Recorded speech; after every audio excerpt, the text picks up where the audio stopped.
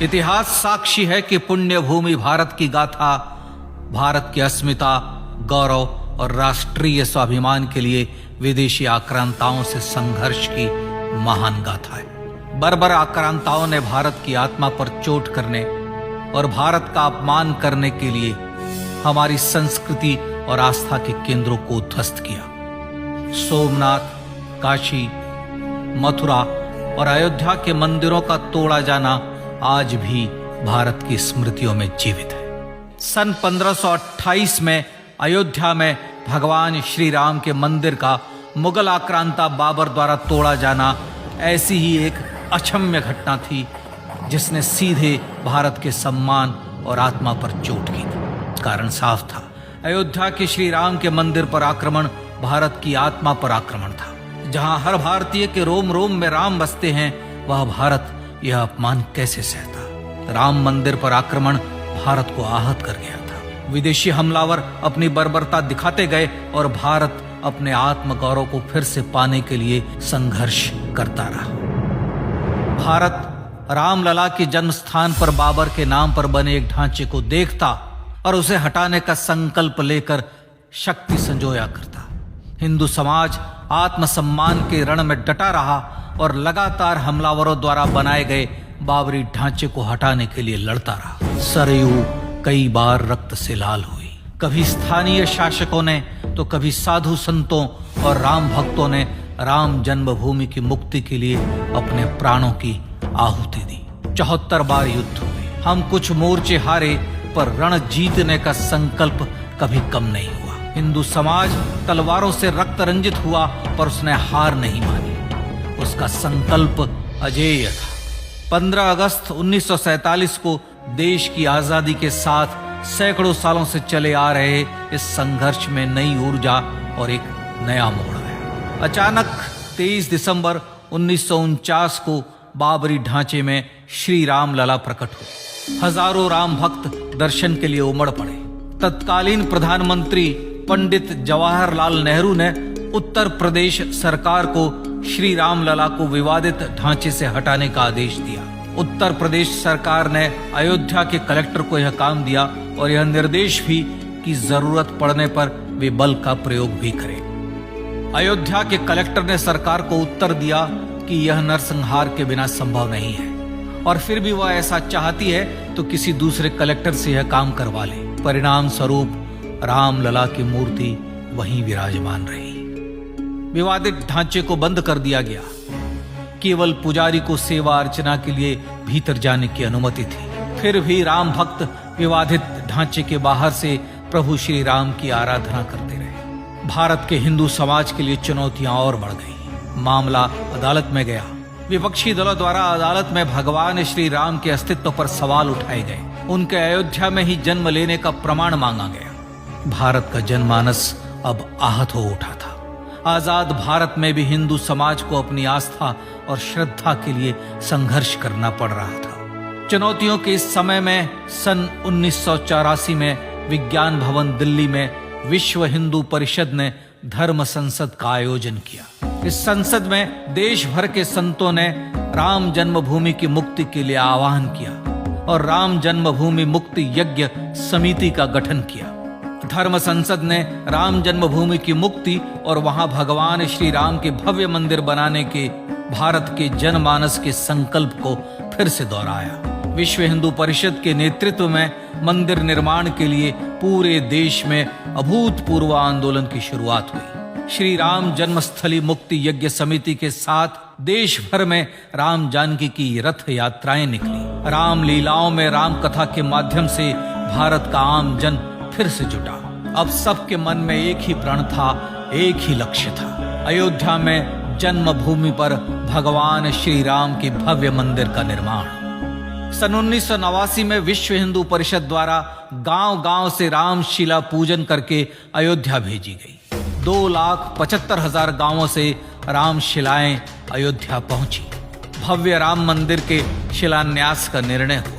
पूज्य संत महात्माओं और हिंदू समाज के अन्य प्रमुख नेताओं के निर्णय के अनुसार अनुसूचित जाति के प्रमुख नेता श्री कामेश्वर चौपाल ने 9 नवंबर 1989 को मंदिर निर्माण का पहला पत्थर रखा। राम जन्मभूमि पर मंदिर निर्माण के लक्ष्य की पूर्ति के लिए सन 1990 में सोमनाथ से अयोध्या के लिए श्री लाल कृष्ण आडवाणी ने रथ यात्रा की शुरुआत की। देश में जन भावनाओं का ज्वार उमड़ने लगा। श्री लाल कृष्ण आडवाणी के रथ यात्रा के साथ साथ मंदिर के लिए जन समर्थन बढ़ने लगा और छद्म सेकुलरवाद बेनकाब होने लगा। इस जन आंदोलन को रोकने की तमाम कोशिशें हुई पर सब व्यर्थ हुई। विश्व हिंदू परिषद ने देशवासियों से अयोध्या में जन्मभूमि पर मंदिर निर्माण के लिए 30 अक्टूबर और 1 नवंबर 1990 को कार सेवा का आह्वान किया। परिणाम स्वरूप लाखों राम भक्त कार सेवा के लिए देश के कोने कोने से अयोध्या आए। इससे देश की एकात्मता का विराट दर्शन हुआ। कार सेवकों को रोकने के लिए उत्तर प्रदेश के तत्कालीन मुख्यमंत्री श्री मुलायम सिंह यादव ने अयोध्या में परिंदे को भी पर न मारने देने की घोषणा की। स्थितियां गंभीर हो गई। अयोध्या से 100-100, 200 किलोमीटर दूर रेलगाड़ियां रोक दी गई। अयोध्या युद्ध भूमि बना दी गई। मार्ग बंद, रेल बंद, चप्पे चप्पे पर पुलिस। अयोध्या सैनिक छावनी में बदल गई। राम नाम पर ऐसी पाबंदी कि अर्थी ले जा रहे लोगों तक को रोका गया क्योंकि वे राम नाम सत्य कह रहे थे। लेकिन सैकड़ों किलोमीटर की यात्रा कर कार सेवक अयोध्या पहुंचने लगे। राम के गीत गाते, होठों पर हंसी और पांव में छाले लिए राम काज के लिए राम भक्त देश विदेश से अयोध्या पहुंच ही गए। कार सेवकों पर गोलियां चली। अनेक कार सेवक शहीद हुए। आजाद भारत में जन्मभूमि पर राम मंदिर के लिए कार सेवकों ने फिर एक बार अपना बलिदान दिया, पर कार सेवकों ने विवादित ढांचे पर भगवा ठहरा ही दिया और इस तरह कार सेवा सफल हुई। श्री राम जन्मभूमि आंदोलन ने भारत की सुप्त आत्मा को झकझोर कर जगा दिया था। विश्व हिंदू परिषद ने फिर एक बार 6 दिसंबर 1992 को कार सेवा का आह्वान किया। राम भक्तों को कार सेवा करने देने के लिए अदालत में प्रार्थना की गई, पर अदालत ने कोई निर्णय नहीं दिया। परिणाम स्वरूप बौद्ध, जैन, सिख, स्वामीनारायण संप्रदाय, गायत्री परिवार, हर पंथ मत विचार के हिंदू एकत्र हो गए। छूत अछूत का भेद मिटा, जाति की पहचान मिटी। हम सब हिंदू, हम सब सिंधु बन गए। राम सिंधु में ज्वार उठा और देखते ही देखते 6 दिसंबर 1992 को श्री राम जन्मभूमि से बाबरी ढांचा सदा के लिए हट गया।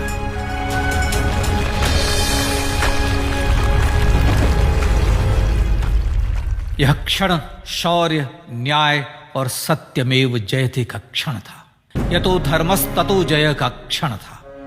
पर संघर्ष की गाथा यहां जाकर भी नहीं रुकी। छद्म सेकुलरवादियों द्वारा भारत और भगवान श्री राम के इतिहास को झुठलाने के लिए अदालतों में चुनौतियों का सिलसिला चलता रहा, जो 1950 से चल रहा था। हिंदू सिखों के बीच से गुजरते हुए भगवान श्री राम का दर्शन करने के लिए विवश थे। यह स्थिति थी आजाद भारत में श्री राम और राम भक्तों की। पर सत्य को तो जीतना ही था। आखिरकार देश के सर्वोच्च न्यायालय के 5 जजों की खंडपीठ ने 9 नवंबर 2019 को ऐतिहासिक निर्णय दिया और यह कहा कि अयोध्या जन्मभूमि परिसर की पूरी 67 एकड़ भूमि रामलला की। और न्यायालय ने भारत सरकार को जन्मभूमि पर मंदिर बनाने के लिए एक ट्रस्ट बनाने का आदेश दिया।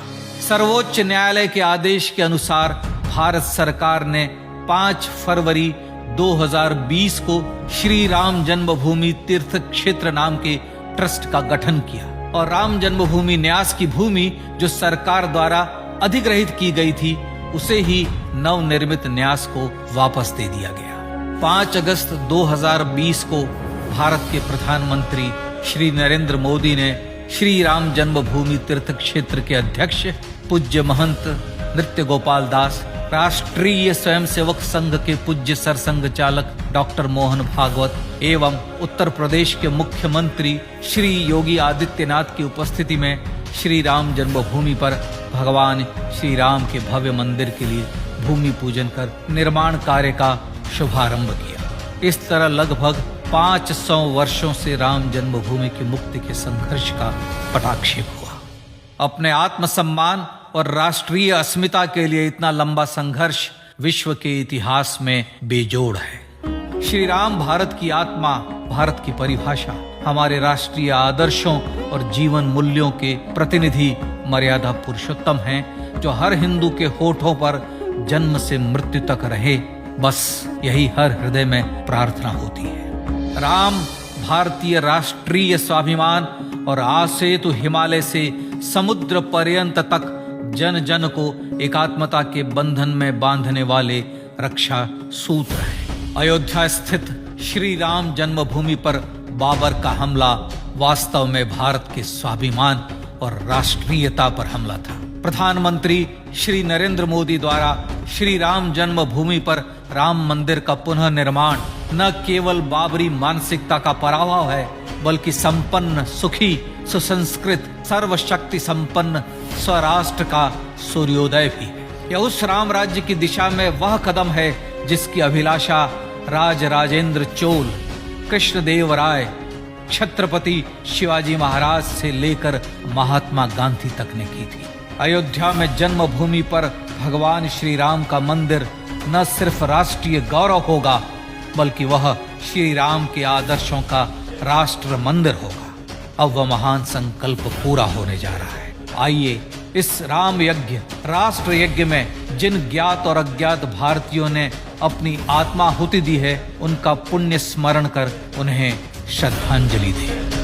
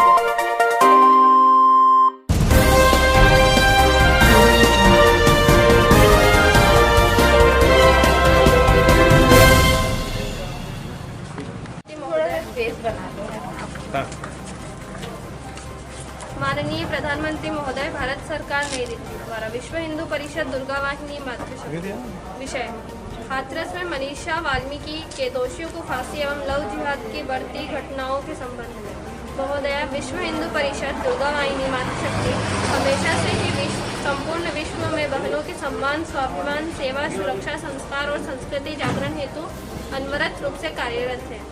विगत वर्षों में कई बार संगठन की बहनों ने देश व प्रदेश में बढ़ती लव जिहाद की घटनाओं के संबंध में आवाज उठाई एवं जागरण अभियान भी संचालित किए हैं, किंतु मुस्लिम युवकों ने अपना नाम बदलकर तथा पहचान छुपाकर षड्यंत्र पूर्वक योजनाबद्ध तरीके से हिंदू बहनों को बहला फुसलाकर दिग्भ्रमित कर लव ट्रैप में फंसाने का कुत्सित प्रयास सतत चल रहा है, जो अत्यंत चिंतनीय व निंदनीय है। यह हिंदू संस्कृति के विरुद्ध नारी के मान, सम्मान व अस्मत को तार तार कर लज्जित करने का घातक कृत्य है। महोदया, कुछ महीनों पहले चीन से आए चीनी कोरोना वायरस संक्रमण को तो हम घर पर हरा रहे हैं, लेकिन ये मुस्लिम लव जिहाद धर्मांतरण वायरस संक्रमण घात लगाए बेखौफ हर पल बढ़ते ही जा रहा है। ऐसी ही कई घटनाएं जो वर्तमान में हो चुकी हैं, उसने पूरे हिंदू समाज को आक्रोश से भर दिया। हाथरस में मनीषा वाल्मीकि के साथ हुई निर्दयता पूर्वक घटना को अंजाम देने वाले दोषियों पर सख्त कार्रवाई कर फांसी हो एवं मनीषा के परिवार को सुरक्षा मिले। साथ ही मनीषा जैसे अनेकों बहनों के दोषियों को फांसी होना चाहिए। मध्य प्रदेश के जिलों में भी इस प्रकार की घटनाएं थानों में दर्ज हैं। कुछ अत्यंत गंभीर घटनाओं का उल्लेख निम्न है, जिसने मानवता को शर्मसार कर हृदय विदारक असहनीय पीड़ा दी है।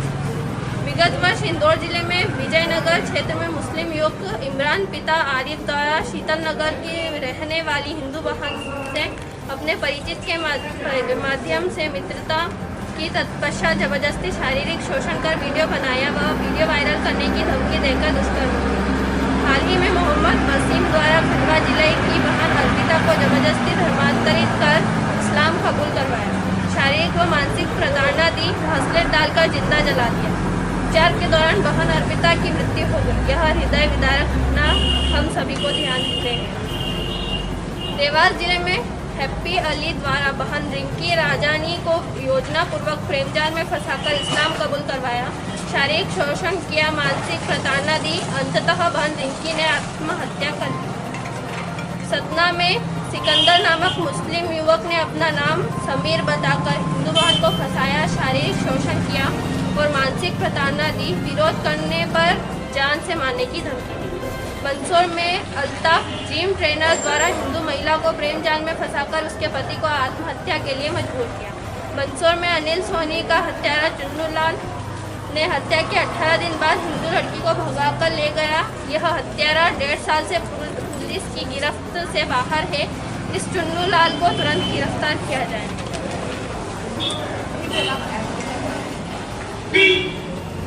महोदय, ऐसी असंख्य घटनाएं अन्य राज्यों में जैसे महाराष्ट्र, राजस्थान, केरल, पश्चिम बंगाल, जम्मू कश्मीर सहित पूरे देश में देखने में आ रही है, जो गहन चिंता का विषय है। लव जिहाद के बढ़ते जाल को संज्ञान में लेते हुए ऐसे मुस्लिम युवक जो षड्यंत्रपूर्वक योजनाबद्ध तरीके से अपना नाम बदलकर और पहचान छुपाकर अथवा हिंदू बहनों को भला फुसलाकर उन्हें धर्मांतरित व अपहरण कर उनके साथ जघन्य अपराध करने से भी नहीं डरते, मुस्लिम लड़कों के विरुद्ध शीघ्र एवं सख्त कार्यवाही की जाए। आज दिनांक 5 अक्टूबर 2020 सोमवार को मालवा प्रांत के सभी प्रखंड केंद्रों पर विश्व हिंदू परिषद दुर्गा वाहिनी मातृशक्ति द्वारा लव जिहाद के विरोध में ज्ञापन दिया जा रहा है। आशा है महोदय आप इस प्रकार के विषयों को गंभीरता से लेते हुए इस हेतु कठोर नियमों व कानूनों का प्रयोजन करें। धन्यवाद। आज यहाँ पे ज्ञापन दिया, किस मामले वाले ज्ञापन दिया गया? जय श्री राम। आज हम हाथरस में हुई मनीषा वाल्मीकि के साथ जो घटना हुई है उसके विरोध में तथा जो अपराधी हैं जिन्होंने उनके साथ अत्याचार किया है उनको फांसी की सज़ा सुनाने के लिए यहाँ हम एसडीएम महोदय को ज्ञापन देने के लिए उपस्थित हुए हैं और उनसे विनती करते हैं कि जो भी इस मामले में दोषी हैं उनको सख्त से सख्त सज़ा मिले और आगे बहनों को कोई घटना में वो शामिल ना हो, ऐसी बहनों के साथ कोई अत्याचार ना हो, इसी कानून व्यवस्था करे ताकि हमारी बहनें सुरक्षित रहें।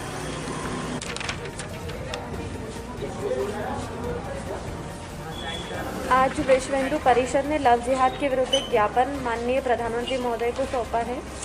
तो भारत जैसे धर्मनिरपेक्ष देश में भी यदि ऐसी घटनाएं हो रही है, हर रोज़ हम सुनने में आते हैं कि ऐसी घटनाएं हो रही है, तो काफ़ी निंदनीय है और हम भी माननीय प्रधानमंत्री महोदय से अपील करते हैं कि ऐसे दोषियों के विरुद्ध सख्त से सख्त कार्रवाई जल्द से जल्द की जाए। Thank you.